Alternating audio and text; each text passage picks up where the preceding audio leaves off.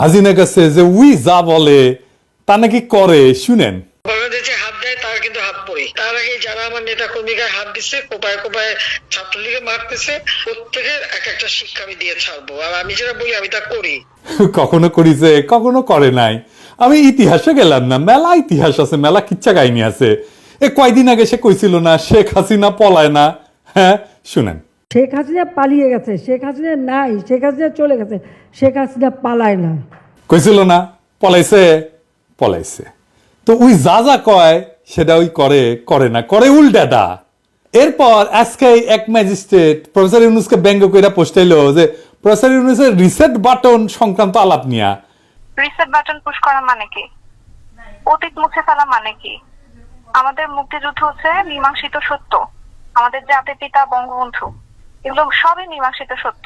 Reset button push করে সব অতীত মুছে ফেলা, এটা মানে কি? এটা তো তাহলে আমি তো মনে করি যে আজকে মুক্তিযুদ্ধের বিরোধী শক্তি আমাদের দেশে এখন গভর্নমেন্ট হিসেবে আছে। আমি হচ্ছে মুক্তিযুদ্ধের পক্ষের শক্তি। বাংলাদেশ দাঁড়িয়ে আছে 30 লক্ষ শহীদের রক্তের ওপর, ঠিক আছে? 30 লক্ষ শহীদের রক্তের বিনিময়ে আমাদের দেশটা স্বাধীন আছে। এই 30 লক্ষ শহীদ রিসেট বাটন পুশ করলে কি এই 30 লক্ষ শহীদ ফিরে আসবেন? এসব বিষয়, এগুলো সবই তদন্ত সাপেক্ষ। চেতনা বিক্রি, গণহত্যা, যেটা মানে আমি কোর্টেড বলতেছি, গণহত্যা যেটা বলা হচ্ছে জুলাই মাসে গণহত্যা, এগুলো সবই তদন্ত সাপেক্ষ। এগুলো তো মীমাংসিত সত্য না, এখন পর্যন্ত প্রুফ হয়নি তো, ঠিক আছে? বিচার হোক, প্রমাণিত হোক, তারপর দেখা যাবে। কিন্তু যেটা মীমাংসিত সত্য সেটাকে তো কেউ মুছে ফেলতে পারে না। আমার কথা হচ্ছে এটাই। এই এই সোনামণি বসো, জান তুই টেকে হ্যাঁ নয় নতুন নতুন যারা এটা শোনেন না, এডিটর সাহেব, প্রফেসর ইউনুসের রিসেট বাটন সংক্রান্ত আলাপটা ভয়েস অব আমেরিকার সাক্ষাৎকার থেকে এটা শোনান না, ওই অংশটুকু শুধু কি কইছিলেন প্রফেসর ইউনুস। 32 নম্বর রোডে বঙ্গবন্ধু জাদুঘর হিসেবে যেটা পরিচিত ছিল, সেই জাদুঘরটিকে বিনষ্ট করা হলো 5ই অগস্টের পরে, এবং 15ই অগস্টের যে সরকারি শোক দিবসের ছুটি ছিল সেটাও আপনার সরকার বাতিল করলো, এবং বঙ্গবন্ধুর বহু ভাস্কর্য ভেঙে ফেলা হয়েছে। এই নিয়ে বেশ খানিকটা সমালোচনাও আছে। তো দীর্ঘদিন ধরে বাংলাদেশের জাতির জনক হিসেবে বঙ্গবন্ধু শেখ মুজিবুর রহমান স্বীকৃত। এ ব্যাপারে আপনার সরকারের দৃষ্টিভঙ্গি কি? আপনি পুরনো দিনের কথাবার্তা বলছেন, এর মধ্যে একটা গণ অভ্যুত্থান হয়ে গেছে, আপনার মধ্যে স্মরণে নেই। এর মধ্যে আপনি এমনভাবে কথা বলছেন যেন এইসব ঘটনা ঘটেই নেই। কাজে নতুন ভঙ্গিতে যা হচ্ছে সেটাকে দেখতে হবে। তো কত ছেলে প্রাণ দিল সেটা নিয়ে আপনার কোনো প্রশ্ন নাই, কেন প্রাণ দিল। হ্যাঁ, কাজে ওগুলো আসুক। তারপরে এই যে প্রথম স্বীকার করতে হবে যে তারা বলেছে, ছাত্ররা বলেছে যে আমরা রিসেট বাটন পুশ করেছি, এভরিথিং ইজ গন, অতীত নিশ্চিতভাবে চলে গেছে। এখন নতুন ভঙ্গিতে আমরা করে তুলব, দেশের মানুষও তা চাই। তো সেই নতুন ভঙ্গিতে তোলার জন্য যেটা আছে সেটা হলো যে আমাদেরকে সংস্কার করতে হবে। শুনেছেন, বেকুব মাইয়া প্রফেসর ইউনুসকে রিসেট বাটন চাপা বলতে বুঝেছে ইতিহাস মুছে দেওয়া নাকি। হাসিনার আমলে গিপিয়ে পাইপ হইলে আর কোটায় ম্যাজিস্ট্রেট হইলে তো ইনকাই হবি। রিসেট বাটন এই মেটাফোর বা এই রূপকটা রাজনৈতিক পরিভাষায় একটা খুব ইন্টারেস্টিং ব্যবহার আছে, জানেন এটা কি? 2009 সালে যখন ওবামা প্রশাসন আমেরিকা আর রাশিয়ার সম্পর্ক নতুন কইরা গড়ার ইচ্ছা প্রকাশ করে, তখন এই রিসেট বাটনের জিনিসটা আসছিল। এর মানে হইতেছে যে আগে আমাদের যত গ্যাঞ্জাম ট্যাঞ্জাম ছিল না, এগুলোর পাশে সরাই রেখা নতুন ভাবে কূটনৈতিক সম্পর্ক তৈরি করার জন্য দুই দেশ সম্মত হয়েছিল। এইটা ইতিহাস মুছে ফেলার রূপক না। রিসেট বাটন মানে হইতেছে সম্পর্কের পুনর্গঠন এবং উন্নতির জন্য নতুন প্রচেষ্টা। এই হিলারি ক্লিন্টন এবং রাশিয়ার পররাষ্ট্রমন্ত্রী ওই যে সের্গেই লাভারভ আছে না, এই হিলারি ক্লিন্টন লাভারভরে রিসেট বাটন উপহার দিছিল, যা এক নতুন কূটনৈতিক সম্পর্ক সূচিত করার প্রতীক হিসেবে ব্যবহৃত হয়েছিল। এডিটর সাহেব, ভিডিওটা না দেখান না, মূর্খ মায়ারে দেখেছেন? যখন প্রফেসর ইউনুস বাংলাদেশ প্রসঙ্গে রিসেট বাটন উল্লেখ করছেন, তখন এই কথাই বলছেন উনি যে নতুন সামাজিক এবং রাজনৈতিক সূচনা করার সময় এসছে। তিনি এটাই বলছেন, আগের ব্যর্থতা থেকে শিক্ষা নিয়ে নতুন রাজনৈতিক এবং সামাজিক সম্পর্ক পুনঃস্থাপন করা। এই রূপক কোনোভাবে ইতিহাস মুছে ফেলার ইঙ্গিত দেয় না, বরং নতুন পরিবর্তনের মাধ্যমে সমাধান খোঁজার কথা বলছেন। এই যে হাসিনার আস্ফালন, এই যে প্রশাসনের আস্ফালন, হাসিনা লীগের আস্ফালন, এ সমস্ত শুরু হয়েছে, হাসিনা ক্যাডারের আস্ফালন, এই সমস্ত কিসের লক্ষণ? এসবই লক্ষণ হচ্ছে প্রফেসর ইউনূসের দুর্বল প্রশাসনের। স্যার একটা কথা কই, প্রফেসর ইউনূসের কইতেছি, ক্ষমতাকে প্রকাশিত করতে হয়। আপনার প্রশাসনকে হাসিনার ইন্ডিয়া আর ইন্ডিয়ান লেসপেন্সাররা দুধভাত মনে করতেছে।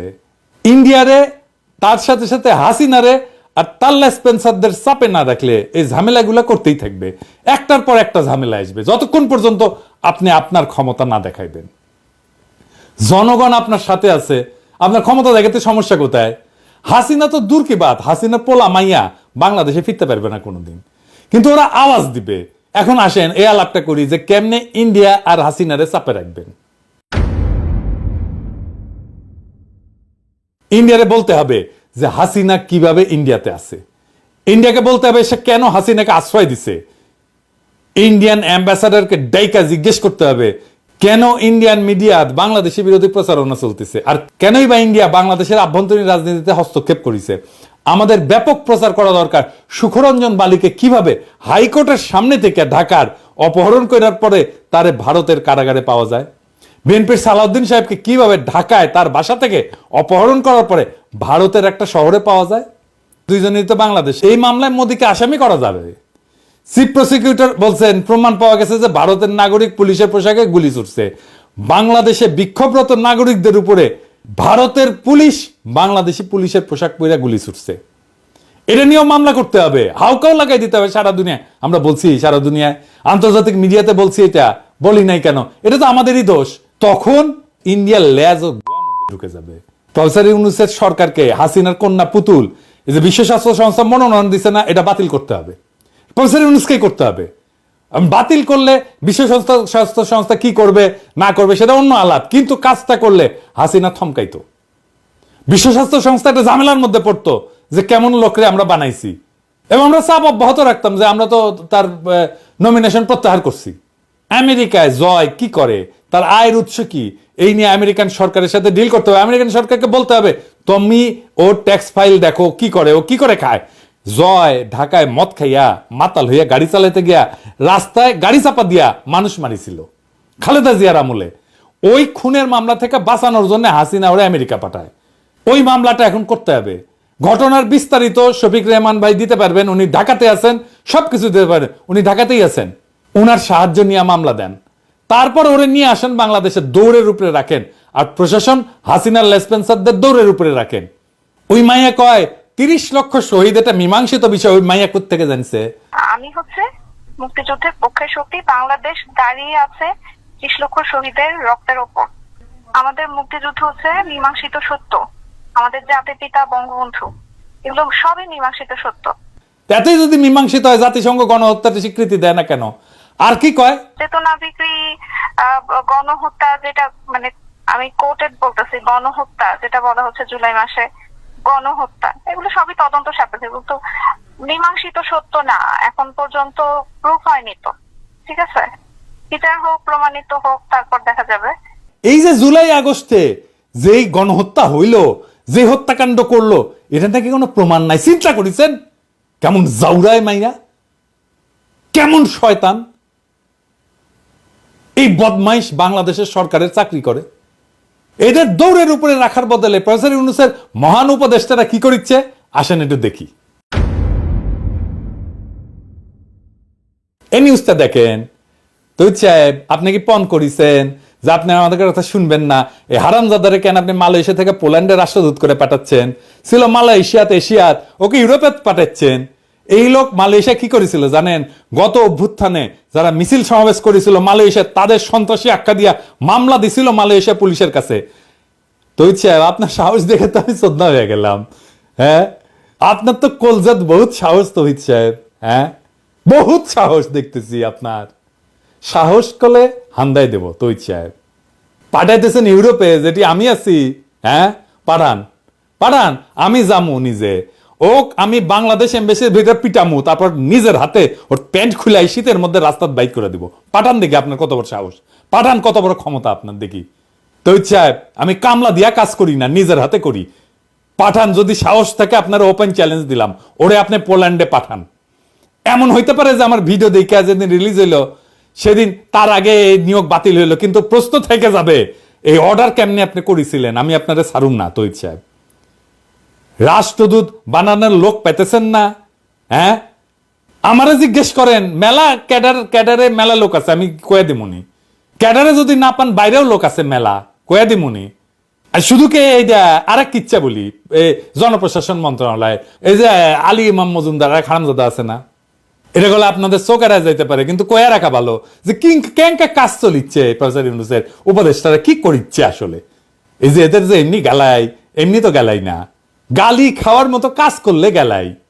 আসেন দেখি এই আলী ইমাম মজুমদার হারামজাদারা কি করিছে।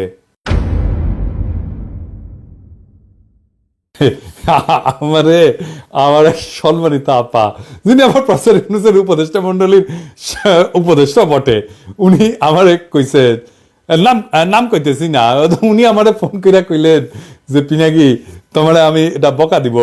তো আমি কইলাম আমি বুঝছি আপা, আপনি কি কইবেন, বকা দেওয়া লাগবে না, আমি বুঝে গেছি। তা আপা তো আমার ছাড়বেন না, উনি বকা দিবেনি। তো আমি কইলাম আচ্ছা ঠিক আছে দেন আপা, আপনি তখন হাউস করেছেন, দেন না বকা দেন। তুমি এইভাবে ওয়াহিদুদ্দিন মাহমুদ সাহেবের গালাইলা, কি একজন বয়স্ক মানুষ এইভাবে গালাইলা তুমি, আমি তো চিন্তা করতে পারতেছি না তুমি ইনকা করে গালি দিবার পারো। সি পিনাকি, এইভাবে এত বয়স্ক মানুষ, আমার একজন কলিগ, তারে তুমি এইভাবে গালি দিলা, আর গালি দিবে না কথা দাও। তো আমি ওনারে কথা দিলাম আবারে, তো এখন কথা দিয়া ফাইসা গেছি, নয়তো আলী ইমাম মজুমদারকে আজকে এমন গালি দিলাম হিনি, ওই 1 মাস না পাক থাকলে হইনি, বাইসে গেলা আলী ইমাম মজুমদার। তো কেন গালি দিমো, এ আলী ইমাম মজুমদার প্রফেসর ইউনূসের ডুবাইতে একাই যথেষ্ট। ওই ওর প্রশাসন, জনপ্রশাসন ক্যাঙ্কা করে চালাচ্ছে দেখেন। যারা রাজুকের চেয়ারম্যান মেজর জেনারেল সিদ্দিক, ওরা বরখাস্ত করেছিল, 3 দিনের মধ্যে আবার পুনর্বহাল করেছে।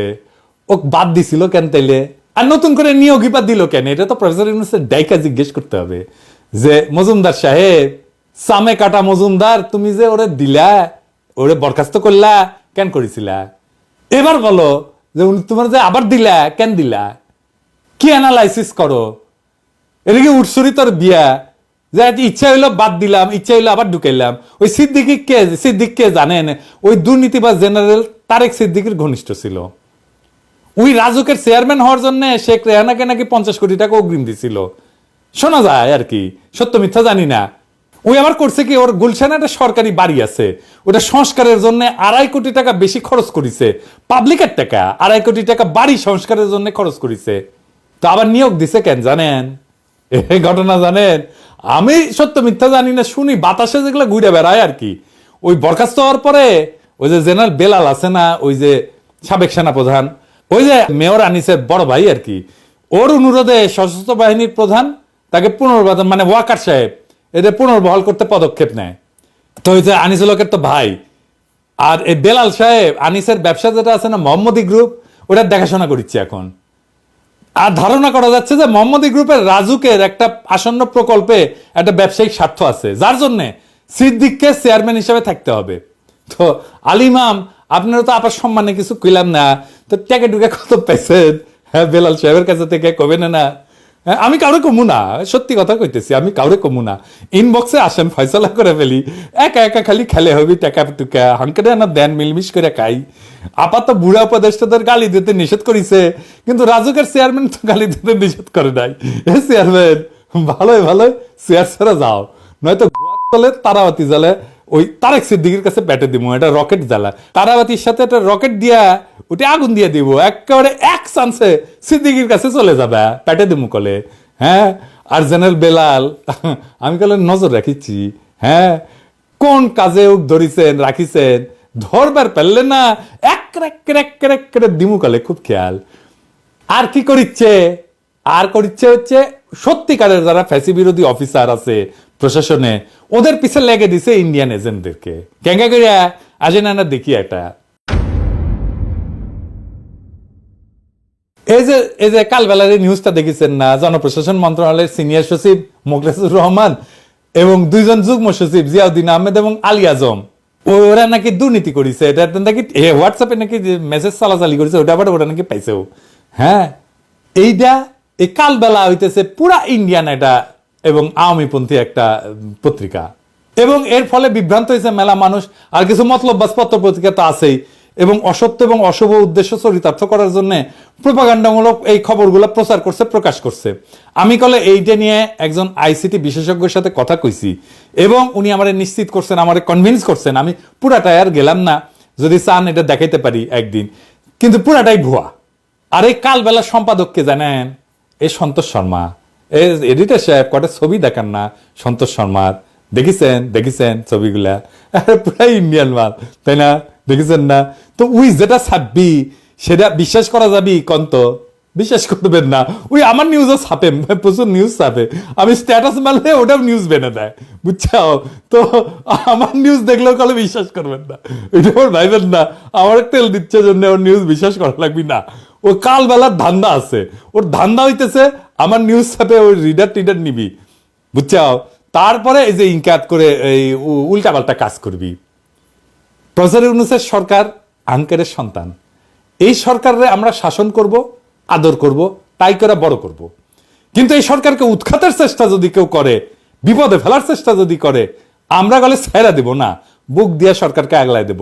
মাথার মধ্যে যদি শয়তানি প্রকল্প থাকে না, ঠাসি খেয়া থাকেন, বেশি তেরিবেরি কইরেন না, মাইর কলে একটা মাটিত পড়বে না, মাইন্ডিট পিনাকি ছুলে কলে জয় বাংলা।